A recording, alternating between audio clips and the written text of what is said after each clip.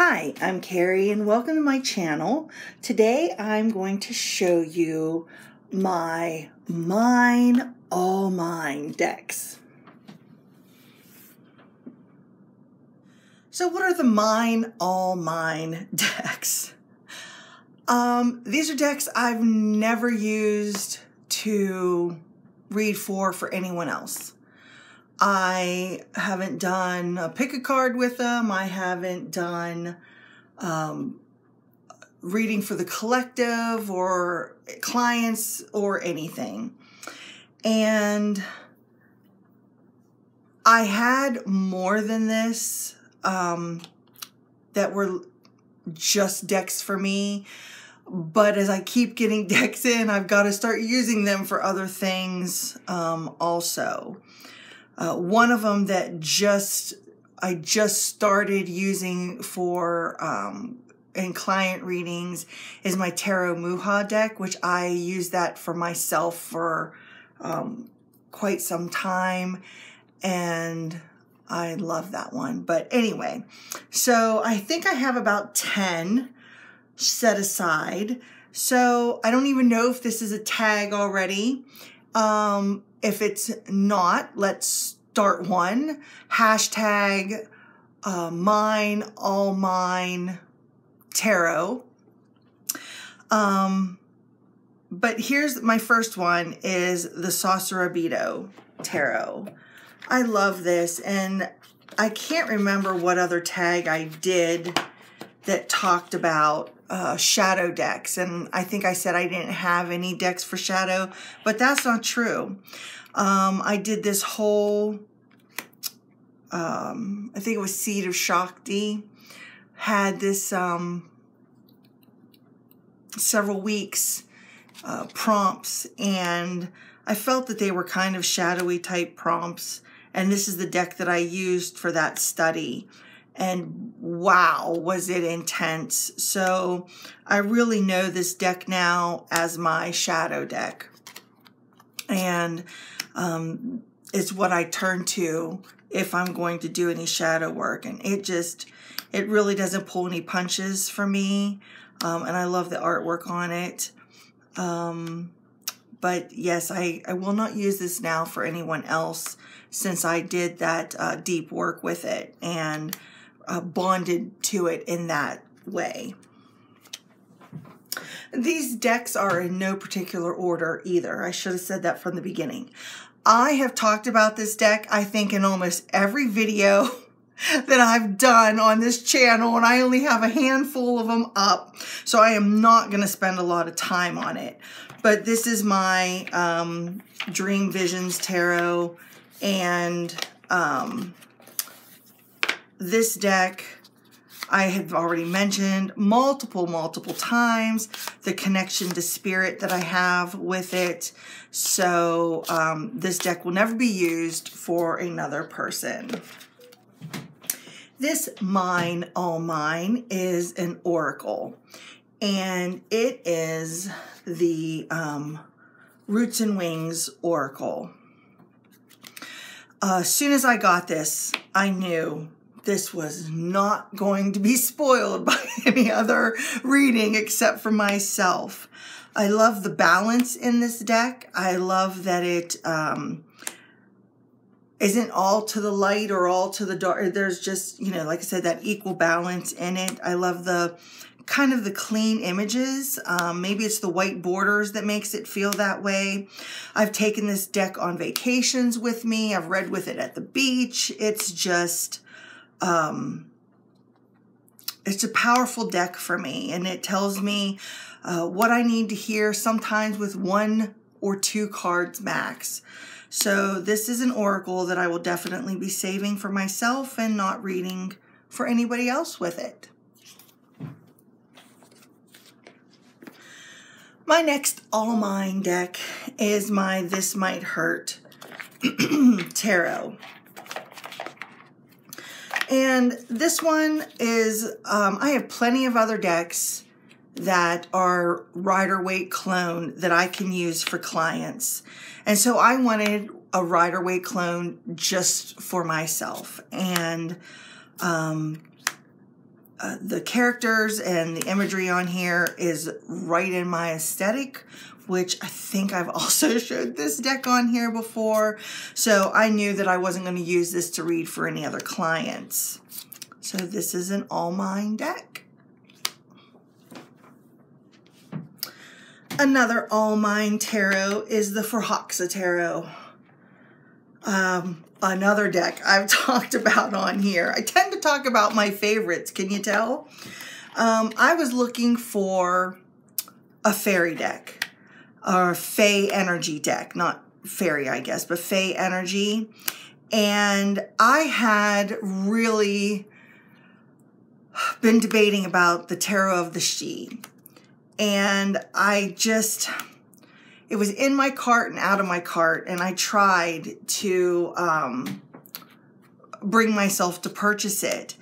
But I don't know what kept stopping me from making that purchase. And then I accidentally came upon this deck by MJ Collinane, and I fell in love with it. Absolutely love at first sight.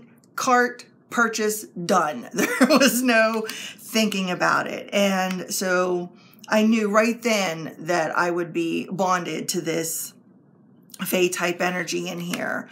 And that's what I use it for. And I just think it's beautiful. And this deck is very magical for me. So it will never be used for another person.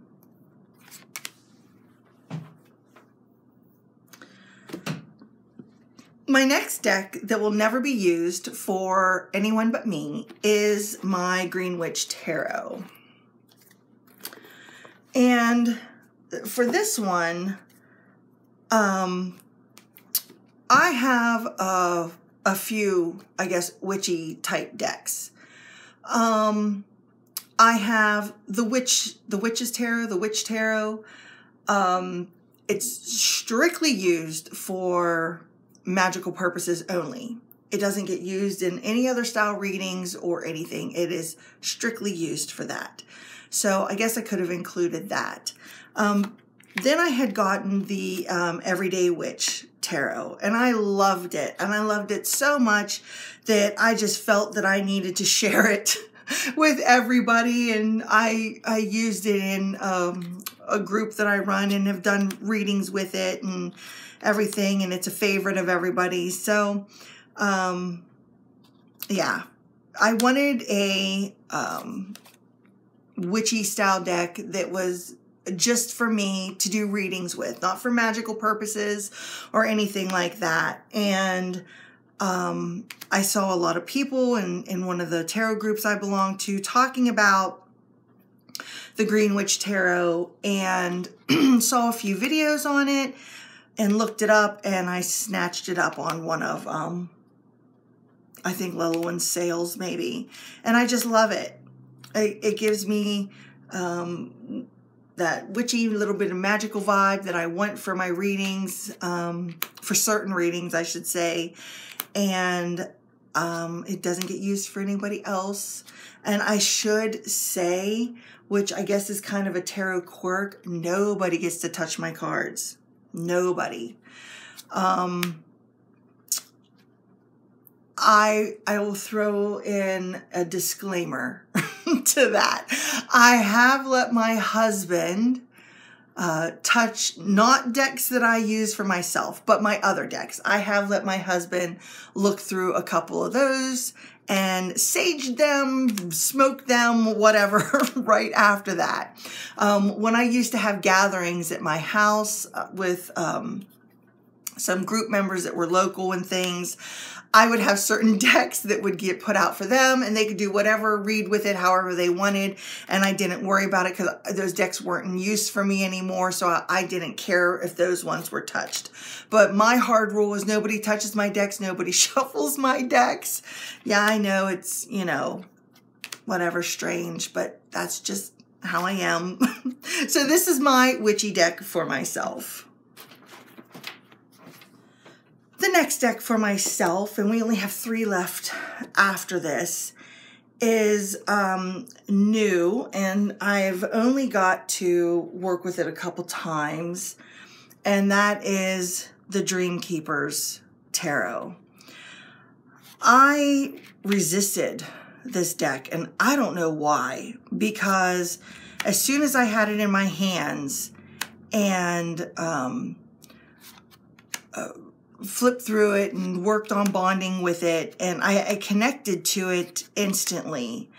But this will be a mine only deck that I'm not going to use for someone else. This deck, when I think I said in another video, is very straightforward for me. But not only is it straightforward, I feel like it transports me to a whole other place.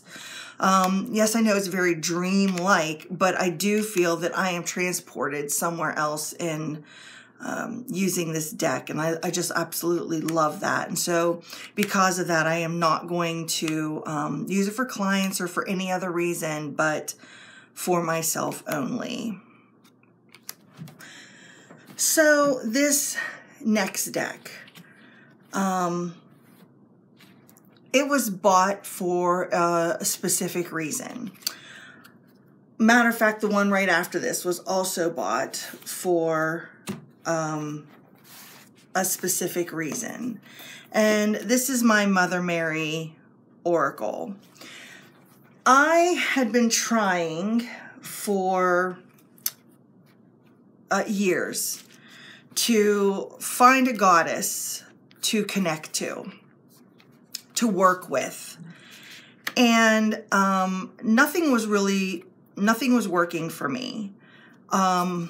I tried a couple different ones. I tried different rituals, different readings, different trying to look for certain signs from certain goddesses to try to bring that energy in to work with it. And I just had come to the point that I figured that working with goddess energy was not going to be for me. It wasn't. It was, give me my angels or whatever and I'll tap into that. But, you know, the goddess just wasn't going to happen. Then I saw some videos on this deck, and an instant spark from watching these videos came, and I ordered this right away. And I grew up in the church. I am not Catholic. I grew up Methodist. And I grew up until I was 19-ish is when I stopped, and I left the church after that. But, you know, I didn't have a Catholic base or anything, which maybe was heavily based in Mother Mary energy. And it was just, I don't know, it was just something about this deck that I thought, this is my connection to that female energy that I am seeking. And it's beautiful. And I actually have, which I don't have with me because it's upstairs in our bedroom, I have both versions of this. I have the pocket version and I have this full version. And when I'm needing the comforting messages and I'm needing, I guess like a pat on the back, you know, or I'm feeling lost without a path to go on, is when I pull this size out and do the full reading.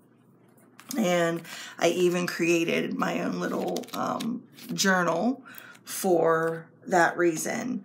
Now the little pocket version I keep upstairs with another little journal that I created. And when I'm just needing a very quick check-in at night for the end of the day for, you know, where's my path going? Am I still staying on track? I will use that one because I just want a very short image, which is just on the very back of the card. I don't want the lengthy image and lengthy explanation. And these, this guidebook is very in-depth as far as meanings go. And that's why I use the full size for the heavier style readings and the other ones for just a quick path check at night. So this will never, ever, ever be used for anyone else. So in sticking with talking about goddess energy. And I said I was unable to connect to any, which is why I turned to the Mother Mary. So just recently, and I mean recently within this summer, I've been thinking about the goddess energy again. Not that I'm not getting enough from my Mother Mary practice, because I definitely am. But I felt like I was needing another side of this feminine energy. So I kept getting the name the Morgan, which I know as a goddess, stuck in my head. I would hear it in videos. I would see it in print. Then, after that started happening, I started seeing feathers laid on my back sidewalk, which is our main sidewalk that we use to our driveway. And I've never seen feathers laid there before, ever. And 3 days in a row, there were feathers there. So I'm like, I think this is a sign for me to start tapping into the Morgan goddess energy. And that's why I bought this one at the last Hay House sale, the Urban Crow Oracle. It is still in, I'm going to do it this way. It's still in order because I haven't really worked with it yet. Because I want to work with it a certain way. And I didn't want to take it out of order until I could do an interview with it and use it to connect to her energy. But yes, this was bought for that sole purpose. And maybe once that purpose is done and over, then I will consider using it for a different reason, or maybe using it to read for others. But for right now, that is the sole purpose of this deck, and so therefore it will only be used for me. The last deck that I'm going to show you that I picked up to use for just myself is the Priestess of Light Oracle.